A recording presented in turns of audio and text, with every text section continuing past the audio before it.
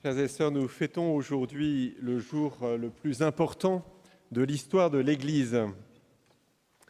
Ce jour où le Saint-Esprit est descendu sur les apôtres est important, bien sûr, parce que c'est le point de départ de l'aventure de l'Église. Le point de départ improbable, en fait. Et y réfléchir nous fait mieux comprendre, nous fait mieux prendre conscience de ce qui s'est passé ce jour-là, 50 jours après Pâques et 10 jours après la dernière apparition de Jésus et son ascension. Avant la Pentecôte, il y avait un groupe de disciples qui avaient cru, qui avaient été touchés ou même fascinés par la parole de Jésus, puis au moment de la Passion, qui ont perdu la foi, puis qui ont cru de nouveau grâce aux apparitions de Jésus ressuscité. Quel pronostic feriez-vous au soir de l'Ascension ? C'est la question que je vous pose. Ce jour-là, ils étaient enthousiastes et Saint Luc nous dit « ils retournèrent à Jérusalem en grande joie ». Mais pour combien de temps ? L'enthousiasme, ça dure combien de temps ? Il faudrait poser la question aux nouveaux baptisés, il faudrait poser la question aux recommençants, aux nouveaux confirmés. Combien de temps ? Combien de temps avant que ne revienne ce que saint Paul appelle, dans la deuxième lecture, les fruits de la chair ? Rivalité, jalousie, emportement, intrigue, division ou envie, et je ne vous fais pas la liste entière. Combien de temps avant que cet esprit du monde n'éteigne la flamme de la foi ? Et ce n'est pas parce que vous êtes consacré que vous échappez à cette loi-là, et là je peux vous le dire, il y a dans le cœur de l'homme une pesanteur contre laquelle il ne peut rien faire, qui conduit à la tiédeur, à la perte du sens de Dieu, puis à la perte du sens du bien commun, puis à la perte de la foi. Donc, quel avenir pour ce groupe des disciples au soir de l'Ascension, s'ils sont remis à eux-mêmes? Et s'il n'y avait que cela, s'il n'y avait que la pesanteur à l'intérieur du cœur, il n'y a pas que cela. Le contexte aussi était tout à fait défavorable, à commencer par un point de vue tout à fait trivial qui est la logistique. Il fallait qu'ils retournent chez eux, à leur métier, s'ils voulaient manger à leur faim. Il y avait bien le club des pêcheurs de Capharnaüm, mais les disciples de Jésus venaient d'un peu partout. Et il n'y avait pas de groupe WhatsApp pour rester en lien. Sans compter aussi le problème de la persécution, problème plus grave. Persécution, leurs coreligionnaires étaient contre, on le sait, et ils étaient déterminés à les faire disparaître. Vous me direz, le sang des martyrs est semence de chrétiens, et c'est ce qui s'est passé effectivement, mais ce n'est pas toujours le cas. Et peut-être qu'il faut que le Saint-Esprit s'y mette un peu pour qu'ils deviennent semence de chrétiens. Le sang des martyrs est semence de chrétiens, pas toujours. Il suffit de se rappeler le film « Silence » de Martin Scorsese, par exemple, sur la disparition des églises chrétiennes au Japon au XVIIe siècle. Il y a des églises qui ont disparu dès les premiers siècles de l'histoire de l'Église, en Asie mineure, en Afrique du Nord. La persécution, ça marche. La logistique, donc, les persécutions, l'indifférence, enfin. Et c'est peut-être ce point qui suffisait à éteindre tout à fait la flamme. Il n'y avait pas spécialement d'attente à leur sujet dans le monde antique. Il suffisait de la force d'inertie de l'indifférence pour venir à bout de cette petite troupe de disciples de Jésus. Dans le monde de la culture, le monde des affaires, la politique, qu'est-ce que ce petit groupe pesait au fond ? les gens sérieux de cette époque, savaient ce qu'il y a dans le cœur de l'homme, inconduite, impureté, débauche, idolâtrie, etc. Mais ce n'était pas un drame pour eux, ils savaient seulement qu'il faut faire avec. Et la recherche de la sagesse était inscrite dans ce cadre de la misère humaine. Non, rien à faire de ces disciples un petit peu illuminés. Le monde antique fonctionnait sans eux, fonctionnait parfaitement sans eux. Il me semble qu'on peut facilement se représenter leur situation dans le monde d'aujourd'hui, où si tu veux parler de ta foi, on te répond peut-être au travail ou à l'école, mais de quoi tu me parles? Tu vois dans quelle direction le monde va? Et encore, nous sommes quelque peu plus nombreux que les disciples de Jésus au jour de la Pentecôte. Aujourd'hui, c'est 2,2 milliards, il n'était que quelques dizaines. Quelle espérance de vie, ou de survie même, donnez-vous à cette communauté-là dans ce contexte-là? Est-ce que c'est 6 mois? Est-ce que c'est 1 an? Est-ce que c'est 5 ans? Est-ce que c'est 10 ans? C'est cela que nous célébrons aujourd'hui. Nous célébrons l'événement qui fait la différence.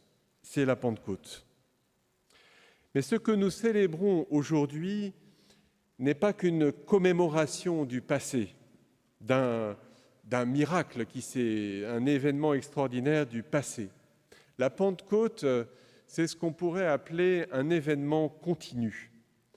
Un événement continu comme on le voit déjà dans les Actes des Apôtres après la première Pentecôte. L'Esprit Saint descend sur les disciples réunis, sur des personnes de bonne volonté qui cherchent Dieu et auxquelles les apôtres n'auraient pas pensé par eux-mêmes, et c'est ainsi que le cercle s'élargit. L'Esprit Saint est à l'œuvre chaque jour. On appelle les Actes des Apôtres aussi l'évangile de l'Esprit Saint. On a vu tous les actes du Christ dans les évangiles, dans les Actes des Apôtres, on voit tous les actes de l'Esprit Saint à travers les apôtres auxquels il donne tout leur élan. L'Esprit Saint descend sur les apôtres. Et la question que nous nous posions pour la première communauté des disciples du Christ, nous pouvons la poser à chaque moment de l'histoire de l'Église. Quelle chance de survie si on est réaliste? Quelle chance de survie à l'époque où Rome, devenue chrétienne, est tombée devant les invasions barbares? Quelle chance de survie quand les hérésies se mêlent à la politique et que la majorité des évêques ne croyaient déjà plus en la divinité du Christ du temps de l'arianisme. Quelle chance de survie aux époques de la dissolution des mœurs du clergé, à l'époque où il y avait 2 puis 3 papes, et à l'époque des guerres de religion, et aux époques de perte de sens du sacré comme aujourd'hui. Quelle chance de survie à vue humaine. Les sociologues y réfléchissent et se risquent à donner la réponse. L'un d'entre eux écrivait dans un livre paru en 2019 ceci, je cite, « Il y a une déchristianisation croissante qui mène à la phase terminale de la religion catholique. » Et si cette tendance se confirme, on estime, clairement comme une ligne tendancielle, que 2048 pourrait être l'année du dernier baptême et 2031 celle du dernier mariage catholique. On pourrait même voir la disparition totale des prêtres français en 2044. Voilà les prévisions. Donc la Pentecôte est un événement continu. L'Esprit Saint est la force de vie de l'Église aujourd'hui. Et sans lui, tout est perdu. Et il faut le voir, il faut en prendre une conscience claire. Avant de dire que tout est perdu sociologiquement, il faut comprendre que sans lui, tout est perdu au sens où tout perd son sens et tout perd sa saveur. Pour reprendre les mots du patriarche d'Antioche, Ignace de Lataquié, sans l'Esprit Saint, Dieu est loin. Le Christ reste dans le passé. L'Évangile est une lettre morte, l'Église une simple organisation, l'autorité une domination, la mission une propagande, le culte une évocation et l'agir chrétien une morale d'esclave. Mais en lui, le cosmos est soulevé et gémit dans l'enfantement du royaume. Le Christ ressuscité est là. L'Évangile est puissance de vie. L'Église signifie la communion trinitaire. L'autorité est un service libérateur. La mission est une Pentecôte. La liturgie est mémorial et anticipation. L'agir humain est déifié. Nous célébrons donc la Pentecôte ce soir, en mémoire de la première Pentecôte, de cet événement décisif dont l'élan a traversé l'histoire, mais aussi dans la foi en la parole du Christ qui promet d'envoyer son esprit aujourd'hui et demain. Il rendra témoignage en ma faveur, disait-il dans l'Évangile. L'Évangile cesse d'être une lettre morte par l'Esprit Saint. C'est l'Esprit Saint qui te fait entendre le son de la voix du Christ et qui te fait comprendre, recevoir cette parole comme une parole de vie. Il vous conduira dans la vérité tout entière, dit Jésus. Il vous sortira des contradictions, de la confusion, des réductions. Il vous sortira des accusations, de la persécution, de la culpabilisation. Son nom, c'est le défenseur, le consolateur. La Pentecôte nous tourne vers le passé, vers le présent, mais aussi vers l'avenir. Ce qui va venir, il vous le fera connaître, a dit Jésus à ses disciples la veille de sa passion. Ignatios de Lataquié disait « Mais en lui, le cosmos est soulevé et gémit dans l'enfantement du royaume ». Il ne fait que reprendre les paroles de saint Paul dans l'Épître aux Romains. La création tout entière gémit, elle passe par les douleurs d'un enfantement qui dure encore. Nous avons commencé à recevoir l'Esprit Saint, mais nous attendons notre adoption.